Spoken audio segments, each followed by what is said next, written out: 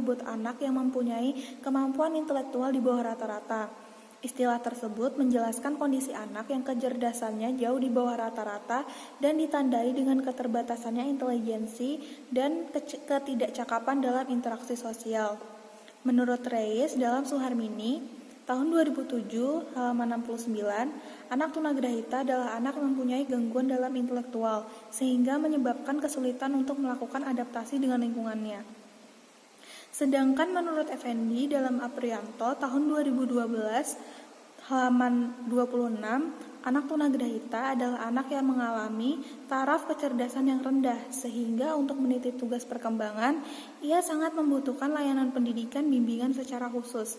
Anak tunagrahita dalam kategori ringan dapat dilatih dan dididik setara pendidikan dasar, diantaranya yaitu membaca, menulis, berhitung, dan keterampilan sehari-hari. Yang selanjutnya yaitu klasifikasi tunagrahita. Menurut Aprodita tahun 2012 halaman 45, berdasarkan tingkat IQ-nya, anak tunagrahita dapat diklasifikasikan menjadi 4. Yang pertama yaitu tunagrahita ringan. Mereka mempunyai IQ berkisar antara 51 sampai 70.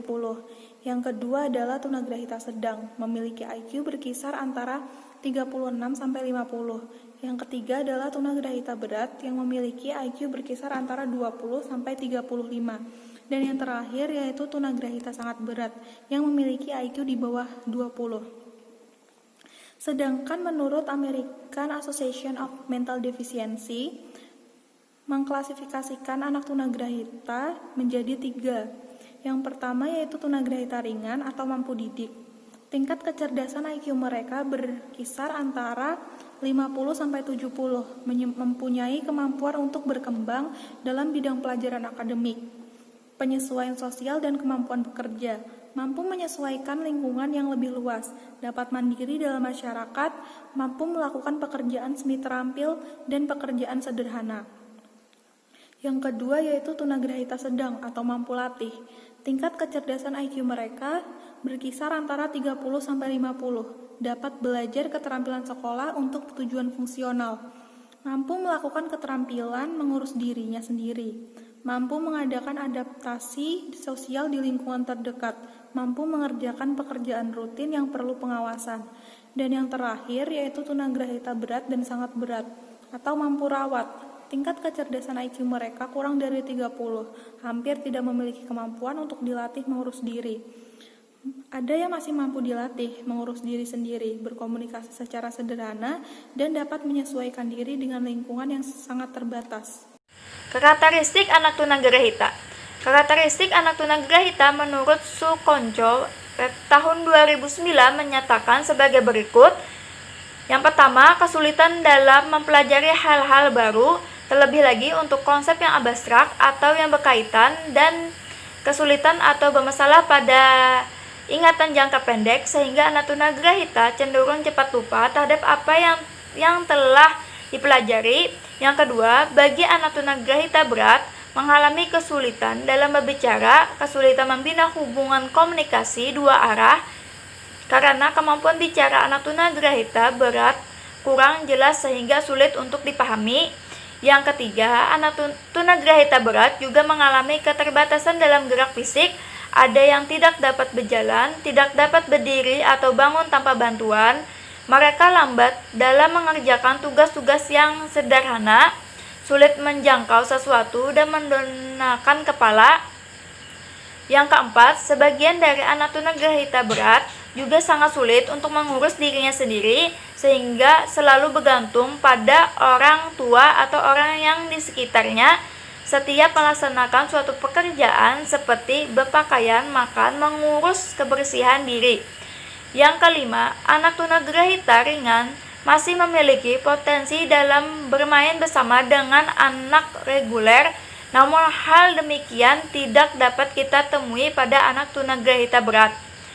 Yang terakhir, banyak anak tunagrahita berat bertingkah laku tanpa tujuan yang jelas, misalnya memutar-mutar jari di depan wajahnya dan melakukan hal-hal yang membahayakan dirinya sendiri, misalnya menggigit diri sendiri, membentur-benturkan kepala, dan hal tersebut terjadi berulang-ulang seperti suatu ritual. Materi selanjutnya tentang model pembelajaran untuk anak tunagrahita. Dalam buku model Methods of Teaching Albredi tahun 1985 membagi model pembelajaran untuk anak tunagrahita menjadi 5 jenis, yaitu yang pertama model eksposisi. Model pembelajaran ini lebih menekankan kepada aktivitas guru dan penyampaian materi dengan cara menerangkan materi secara terperinci. Yang kedua model perilaku. Model pembelajaran yang didasarkan pada urutan tahap belajar yang ketat dan menggunakan penguatan untuk mendapatkan tingkah laku yang dapat diamati. Yang ketiga yaitu model perkembangan kognitif. Model pembelajaran ini dalam pelaksanaannya guru memilih tugas-tugas pembelajaran yang sesuai dengan tingkat perkembangan anak. Yang keempat itu model interaksi. Ini adalah suatu model pembelajaran yang menekankan terjadinya pembelajaran sebagai suatu hasil interaksi anak dengan orang lain. Yang kelima atau yang terakhir itu model transaksi. Ini adalah suatu model pembelajaran yang berpusat pada murid, yang mencakup suatu program guru yang lebih mengutamakan interaksi murid sendiri dengan lingkungan. Assalamualaikum warahmatullahi wabarakatuh. Dengan saya Ardianti. Di sini saya akan menjelaskan mengenai media pembelajaran IPS tunagrahita. Di sini ada macam-macam media pembelajaran IPS tunagrahita. Yang pertama ada media poster. Nah, pada media poster ini digunakan untuk menunjang pembelajaran IPS bagi anak tunagrahita ringan, terutama dalam pengenalan jenis pakaian daerah yang ada di Indonesia. Media ini merupakan kombinasi visual dari rancangan yang kuat dengan warna dan pesan untuk memberikan perhatian kepada anak dan juga gagasan yang berat di dalam ingatannya. Selain itu, media poster ini juga dapat memotivasi anak dalam belajar karena media ini menampilkan penggunaan warna yang menarik dan juga ukuran yang bervariatif. Kemudian yang kedua ada media multimedia interaktif. Nah, multimedia interaktif adalah pembelajaran yang meliputi video, audio, dan gambar. Bisa juga memakai animasi. Pembelajaran dengan menggunakan multimedia interaktif ini dapat meningkatkan kualitas pembelajaran karena materi dan penyajiannya sangat menarik perhatian peserta didik dan juga sangat relevan untuk mempersingkat pengajaran karena materi yang disajikan akan cepat tersampaikan dan akan lebih mudah memahami pembelajaran IPS yang diajarkan guru. Kemudian yang ketiga ada media hiasan dinding.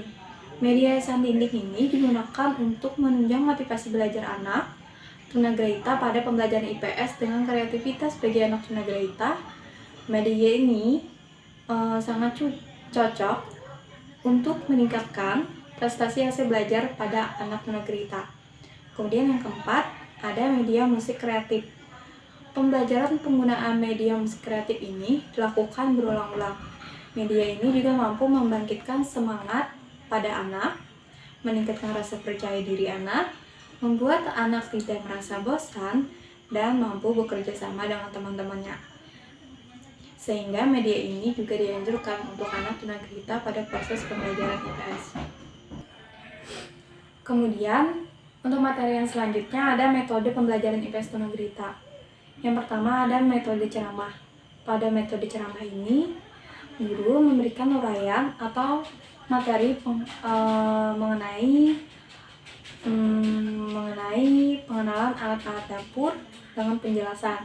Metode ini digunakan untuk menyampaikan dalam bentuk teori mengenai nama-nama alat dapur dan fungsi-fungsi dari alat dapur.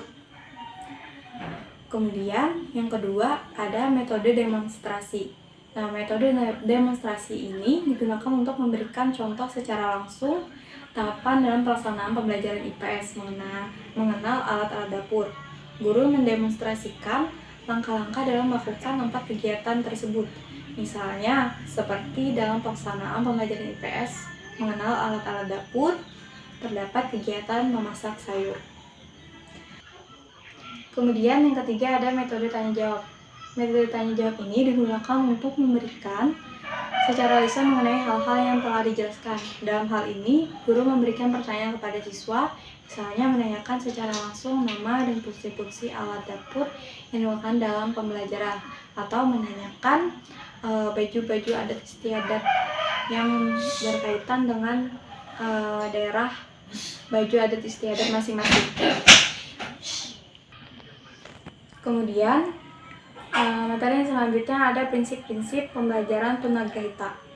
Nah, yang pertama itu ada prinsip kasih sayang.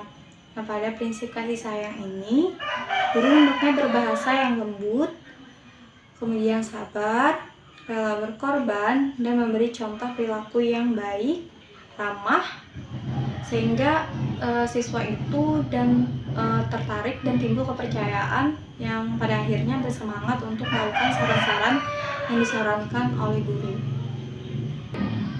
Kemudian yang kedua ada prinsip keperagaan. Nah, dalam prinsip keperagaan ini, siswa tunagrahita atau lambat belajar akan lebih mudah tertarik perhatiannya apabila dalam kegiatan belajar mengajar menggunakan benda-benda konkret maupun berbagai alat peraga seperti model yang sesuai atau model yang sesuai. Hal ini menuntut guru agar dalam kegiatan belajar mengajar selalu mengaitkan relevansinya dengan kehidupan sehari-hari. Kemudian yang ketiga ada prinsip habilitasi dan rehabilitasi. Habilitasi adalah usaha yang dilakukan seseorang agar anak menyadari bahwa mereka masih memiliki kemampuan atau potensi yang dapat dikembangkan meski kemampuan atau potensi tersebut terbatas.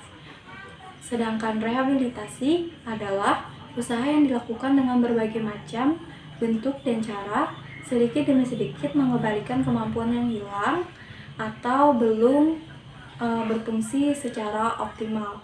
Nah, dalam kegiatan belajar mengajar, guru hendaknya berusaha mengembangkan kemampuan dan potensi anak seoptimal mungkin melalui berbagai cara yang dapat ditempuh. Nah, itu. Untuk materi selanjutnya itu ada mengenai strategi pembelajaran tunagrahita. Nah, menurut Sanjaya, strategi pembelajaran adalah suatu kegiatan pembelajaran yang harus dikerjakan oleh guru dan juga siswa agar tujuan pembelajaran dapat tercapai secara efektif dan juga efisien. Nah, dengan kemampuan anak tunagrahita yang berbeda dengan anak-anak pada umumnya, mereka tetap memiliki potensi yang dapat dikembangkan sesuai dengan kapasitas yang mereka miliki. Oleh karena itu, dibutuhkan strategi pembelajaran yang tepat ketika mengajarkan mata pelajaran apapun itu, dan di sini kita akan membahas mata pelajaran IPS kepada anak tunagrahita ini.